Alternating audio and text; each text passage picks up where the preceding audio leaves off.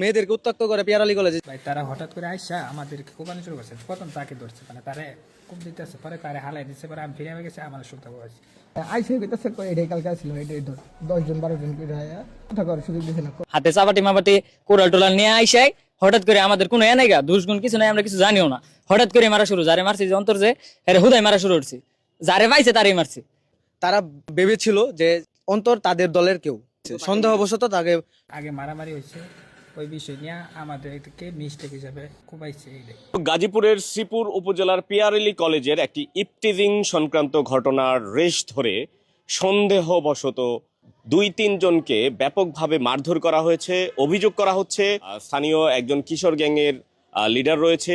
এই এলাকায় যত মাদক সহ যত অপকর্ম রয়েছে সে বা তার নেতৃত্বে করে থাকেন, এই ধরনের অভিযোগ রয়েছে তার বিরুদ্ধে। এবং সেই ব্যক্তি 2-3 জনকে ব্যাপকভাবে মারধর করেছে। তারা উপজেলার যে পাথার এলাকা রয়েছে, বারোতোপা গ্রাম, সেখানে ছবি তোলার জন্য গিয়েছিল।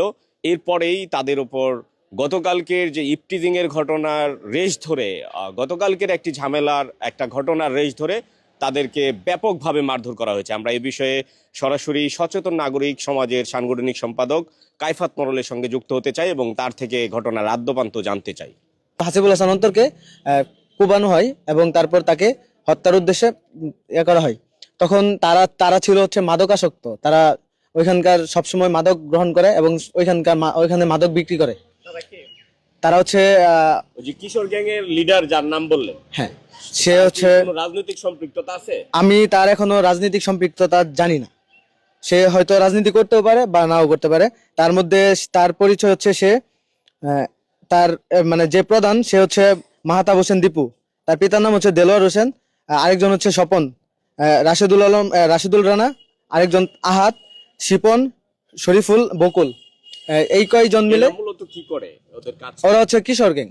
ওরা ওইখানকার মাদকের যে নিয়ন্ত্রণটা আছে ওরা নিয়ন্ত্রণ করে মাদক, এবং মাদক গ্রহণ করে, মাদক বিক্রি করে।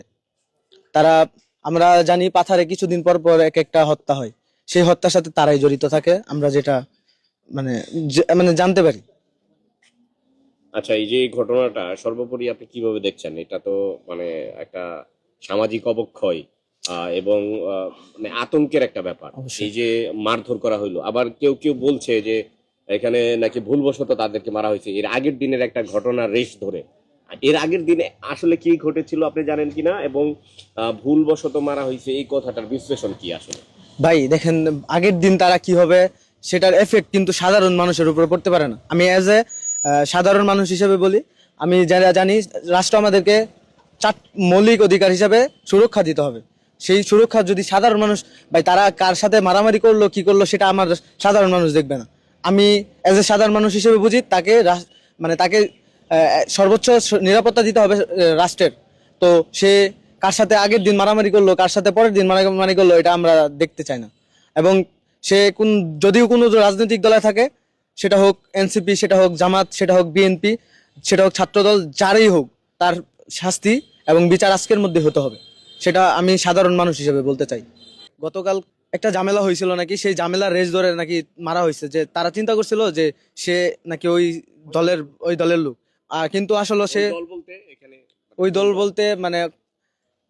দল বলতে বোঝানো হয়েছে যে তারা গতকাল পিয়ারালি কলেজে একটু মানে মারামারি করছিল। পিয়ারালি অন্য গ্রুপ, মানে ওরা মেয়েদেরকে উত্ত্যক্ত করে পিয়ারালি কলেজে, যেটা আমি পিয়ারালি কলেজের আমার কিছু ছোট ভাই এবং বোন আছে, তাদের কাছ থেকে আমরা শুনতে পেরেছি যে তাদেরকে ইফটিজিং এর একটা ঘটনা ঘটে। হ্যাঁ, ওই ঘটনার রেশ ধরে কি হয়েছে আজকে?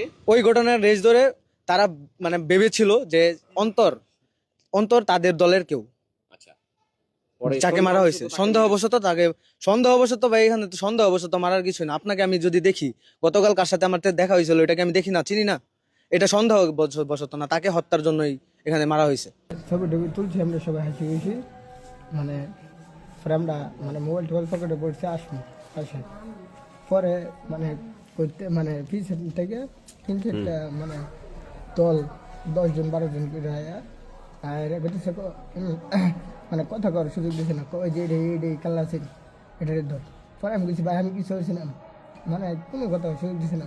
কোথায় হয়েছে কোথায় লাত্তি বাইডানি আর মানে কুড়ালের মতন একটা আছে এটা বাইরেছি আসতে কথা কয় সুযোগ দিছে না আর মারছে দুইটা। আমার ছেলেরা যে এমন বা খুবাইছে এটার বিচারছে। ভাই তারা হঠাৎ করে আইসা আমাদেরকে কোপানো শুরু করছে, প্রথম তাকে ধরছে, মানে তারে কূপ দিতেছে, পরে তারে হালাই দিচ্ছে, পরে আমি ফিরে গেছে আমাদের শুনতে পাচ্ছি।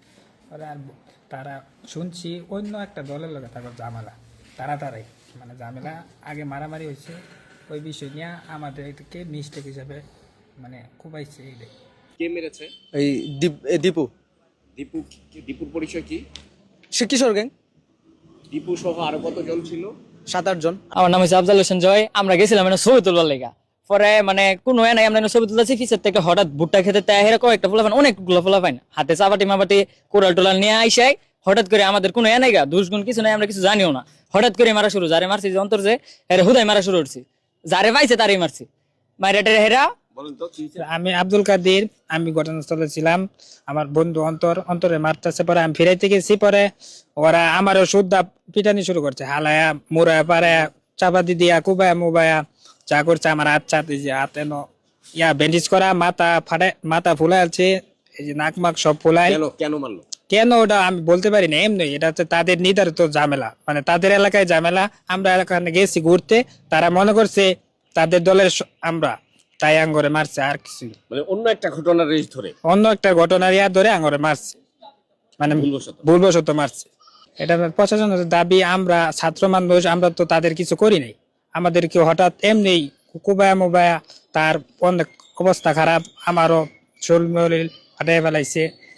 প্রশাসনের কাছে বিচার চাই, এটার উপযুক্ত একটা বিচার আমরা চাই। তাকে মারা হয়েছে, তাকে অজ্ঞাতভাবে হোক বা তাকে ভুলবশতই হোক, যেভাবে হোক, আজ আমার ভাই অন্তরকে মারা হয়েছে, কাল যে আমাকে মারবে না তার দায়ভার কি রাষ্ট্র নেবে? যদি আমাকে মারে পরে কালকে বলবে আবার আমি মানে করে মারছি, ভুলবশত মারছি, এর দায়ভার কে নিবে? আমি রাষ্ট্রের কাছে একটাই দাবি, তার বিচার হতে হবে এবং আজকের মধ্যে ওকে ধরে আনতে হবে। আর তা না হলে আমরা সাধারণ ছাত্র সমাজ এবং সচেতন নাগরিক সমাজের যারা আছি আমরা প্রস্তুত আছি এটা মোকাবেলা করার জন্য।